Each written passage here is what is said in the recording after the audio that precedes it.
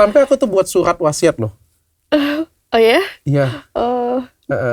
Aku buat surat itu supaya aku takut kalau misalnya suatu hari nanti kalau misalnya ada apa-apa dengan aku, takut aja ya, mudah-mudahan sih enggak ya, akan ada banyak perseteruan kayak gitu kan, kalau kita lihat ya di mana ya sosok-sosok orang lain kayak gitu punya jadi ribut, berantem. Kelihatan dari yang orang-orang yang kayak yang lainnya. Mudah-mudahan keluarga kita enggak. Mudah-mudahan enggak sih. Tapi aku ngerasa orang yang paling bijaksana untuk mengatur aset ini semuanya adalah kamu. Tapi itu kalau istrinya banyak tuh. Walaupun Oh iya, itu kalau istrinya banyak, Dad.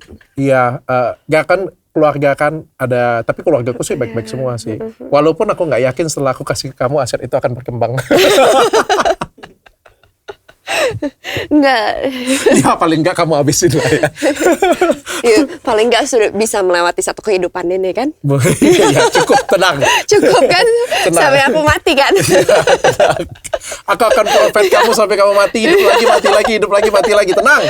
Enggak sih, aku sebenarnya harta kita itu kan nggak dibawa juga kan waktu kita mati. Ya udahlah, kalau misalnya harta ini bisa mencukupi kita untuk satu kehidupan ini, ya udahlah. Malah dia sering ngomong dengan aku, kalau misalnya harta udah ini donasi aja. nah itu dia ngomong,